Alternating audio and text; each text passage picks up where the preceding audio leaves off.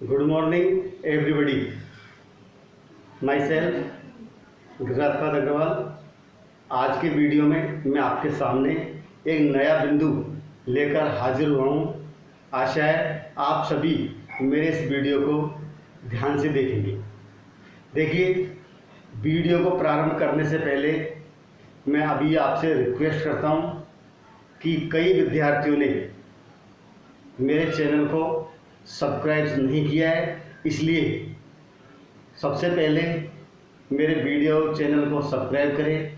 इसके बाद आप आगे के वीडियो देखेंगे ताकि सभी वीडियो का लाभ आपको मिल सके। आज का बिंदु है वो सबके सामने क्लियर है। रिलेटिव प्रोनाउन क्या होता है? रिलेटिव प्रोनाउन का मतलब होता है संबंधवाचक सर्वनाम। दोबारा सुनेंगे। रिलेटिव प्रोनाउन का भावार्थ क्या होता है? संबंधवाचक सर्वनाम।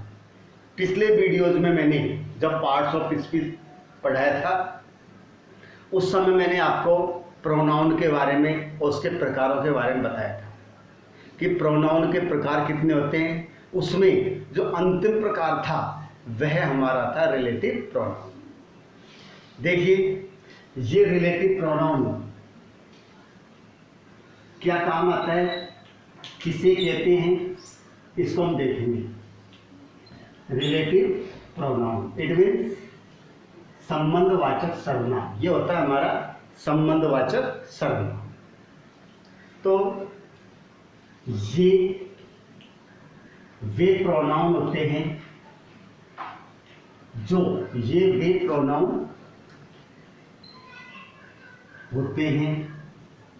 जो किसी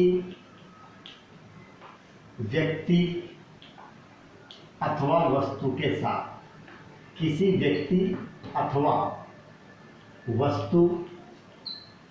के साथ अपना संबंध प्रकट करते हैं। तो देखिए, दो बातें। व्यक्ति अथवा वस्तु के साथ अपना संबंध प्रकट करते हैं, इसे हम कहते हैं रिलेटिव प्रोनाउन कहते हैं। रिलेटिव शब्द जैसा कि आप जानते हैं रिलेशन से बना है, और रिलेशन का मतलब होता है संबंध, रिश्ता। तो ये क्या करता है?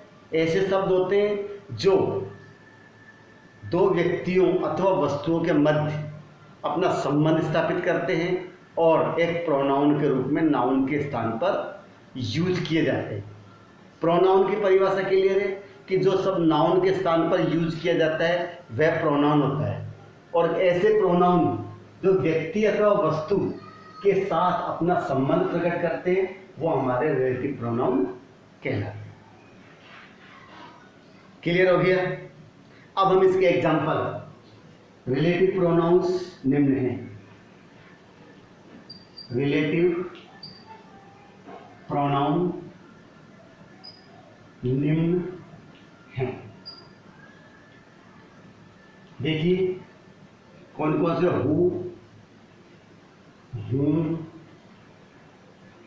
whose, which, who, whom, whose, which, what, that, when और where। ये हमारे relative pronoun who, whom, whose, which, what, that, when, where।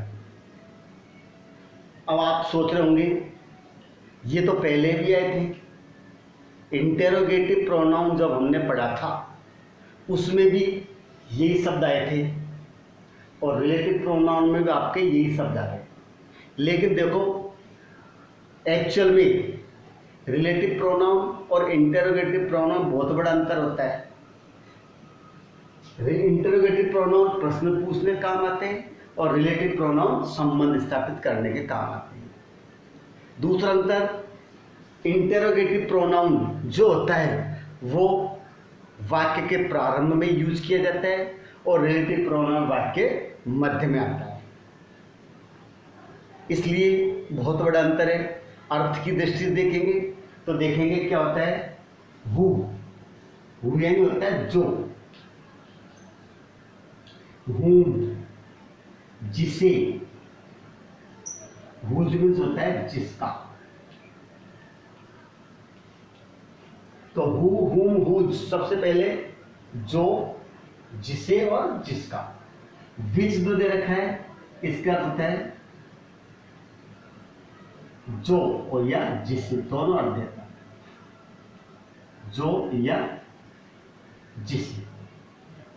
वाट, वाट का मतलब जो कुछ, वाट मीन्स क्या होता है जो कुछ। दैट, इसका कोई निश्चित अर्थ नहीं होता है। दैट का यूज हम हु, whom, whose और which इन चारों रिलेटिव प्रोनाउन के स्थान पर यूज करते हैं। इसलिए ये चारों जो अर्थ देते हैं वही ये इकल्ला हमको दैट भी वही अर्थ देता है। दैट का वही अर्थ है जो हु, whom, whose और which का। वेन का मतलब होता है जब, वेरे होता है जहां। तो अर्थ की दृष्टि से आपने अंतर को नोट किया होगा कि देखो हु यानी प्रश्नवाचक में होता है कौन, हु यानी होता है कौन, लेकिन यहां पर क्या है जो। हु यानी किसे, तो यहां पर है जिसे। हुज किसका, यहां पर हो रहा है जिसका। तो ये सबसे बड़ा अंतर है। ये संबंध प्रकट करने में जो शब्द आते हैं उनका जो, जिसे, जिसका होता है, और इंट्रोगेटिव में कौन, किसे और किसका होता है। कहाँ, कब, यहाँ पर कब का दे रखा है जब, और कहाँ का दे रखा है जहाँ। इससे स्पष्ट है कि ये हमारे क्या कहलाते हैं, आपको मालूम होगा रिलेटिव प्रोनाउन। क्यों कहलाते हैं कि ये व्यक्ति अथवा वस्तु में संबंध प्रकट करते हैं। अब मैं आपको बताऊंगा किस प्रकार से ये व्यक्ति अथवा वस्तु के साथ अपना संबंध प्रकट करते हैं। इसको आप लोगों ने उतार लिया होगा, नहीं उतारा हो तो निश्चित रूप से उतार। अब मैं आगे बढ़ रहा हूं।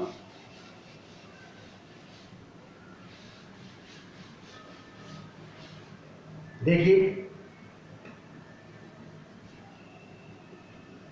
This is the boy lives next door. This is the boy lives next door. अब यहां पर आपको रिक्त स्थान दिया है, इसमें हमको भरना है रिलेटिव प्रोनाउन। कौन सा भरेंगे, यहां पर भरेंगे हम हु, जो।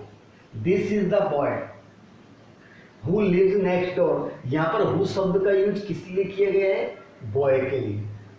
यानी this is the boy live next door.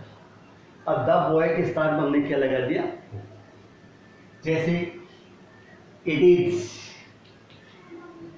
An old cow. It is an old cow, रिक्त स्थान। Is very simple. So it is an old cow is very simple. तो काऊ है, काऊ के लिए प्रोनाउन कौन सा है, हम जानते हैं इट आता है, लेकिन यहां पर किसका यूज होगा, विच। अब किस रूल्स के आधार पर हमने विच का किया है या किस रूल्स के आधार पर हमने यहाँ पर हु लगाया है, ये मैं आपको आगे बताऊंगा। तो ये यहाँ पर जो हु का यूज किया गया है या फिर विच का यूज किया है, ये रिलेटिव प्रोनाउन का कार्य करता है, संबंध प्रकट करने के लिए यूज किया गया है।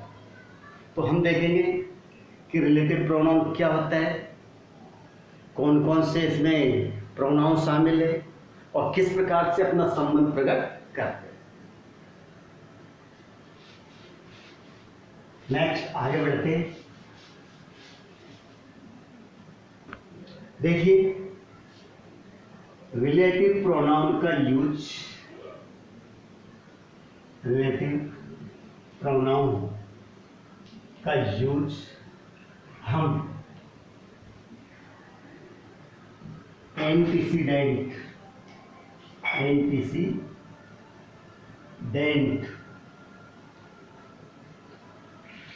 के आधार पर करते हैं।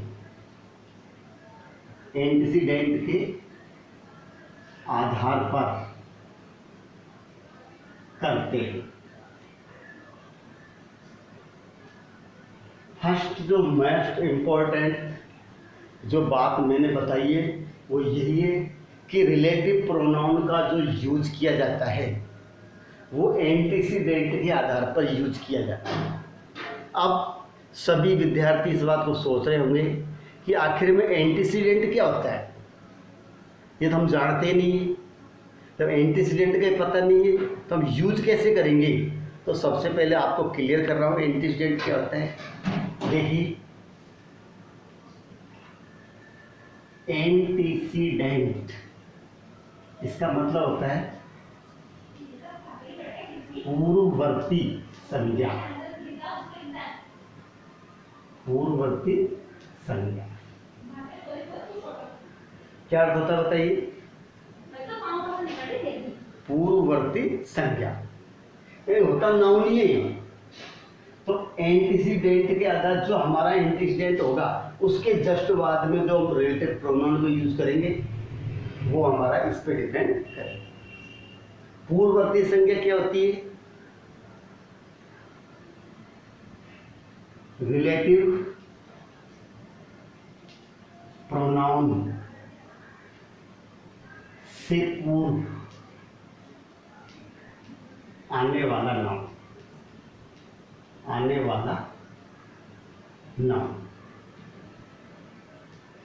जैसे मान लो रिक्त स्थान दिया जाता है, ब्लैंक्स आता है, तो रिक्त स्थान के जस्ट पहले जो शब्द दिया जाता है उसके आधार पर हम लगाएंगे कौन सा हमको प्रोनाउन यूज करना।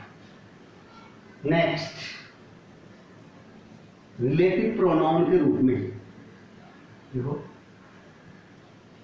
रिलेटिव प्रोनाउन के रूप में हमें पर्सन, थिंग्स या एनिमल दिया होता है।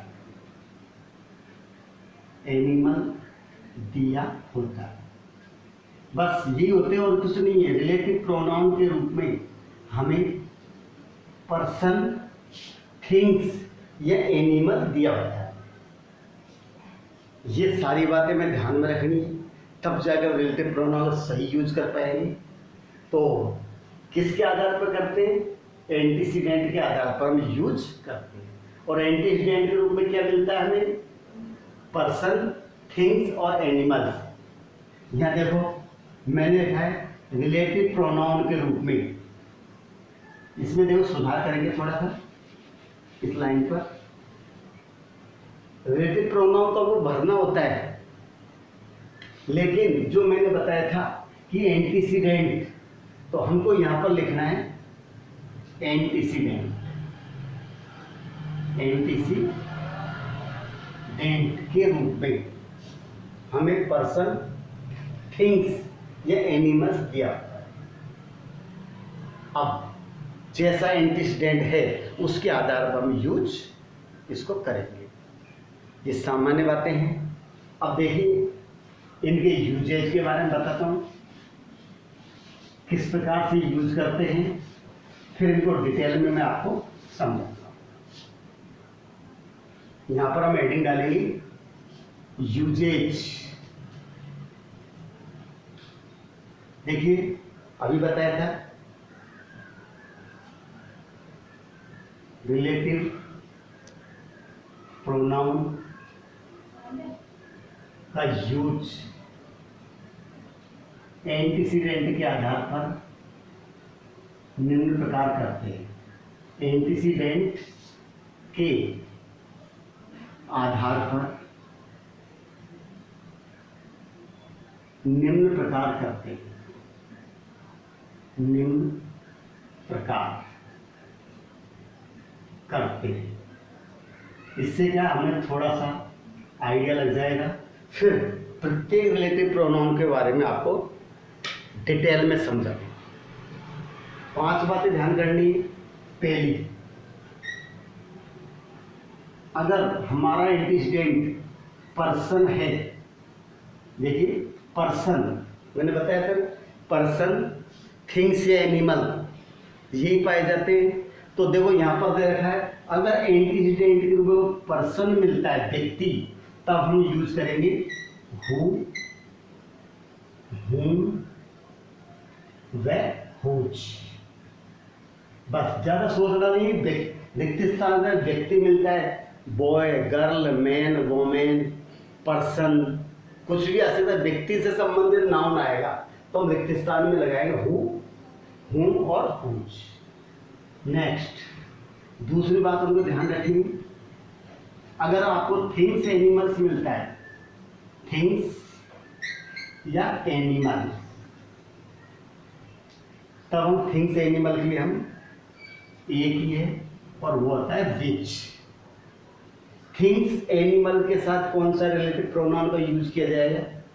विच का यूज करेंगे। अब तीसरी बात, वाट का यूज कब करते हैं? हु, whom, whose, which, वाट। वाट का कब करेंगे? इसमें लिखते हैं विदाउट एंटीसीडेंट, विदाउट एंटीसीडेंट, वाट। अब आपके समझ में आओ ये विदाउट एंटीसीडेंट क्या होता है। यानी कि जब रिक्त स्थान से पूर्व कोई एंटीसीडेंट नहीं हो, यानी थिंग्स, एनिमल्स, पर्सन, इसमें कुछ भी नहीं है, कोई एंटीसीडेंट हमारा नहीं है, तब हम वाट का यूज करेंगे। चौथी बात है आपके सामने नंबर 4 पर जो दिया है, समय के लिए। अब देखो, दैट का यूज हम पर्सन, थिंग्स व एनिमल तीनों के साथ, तीनों के साथ 5 कंडीशंस में करते हैं। 5 कंडीशंस में करते हैं।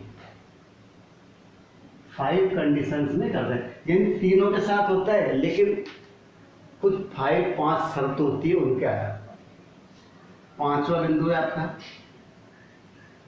टाइम। टाइम के लिए व्हेन व प्लेस के लिए हम वेयर का यूज करते हैं। वेयर का यूज कर, टाइम अगर समय है तो वेन लगाएंगे, और प्लेस दे रखा है तो हम वेयर का यूज करेंगे। इस प्रकार से ये सामान्य यूजेज है।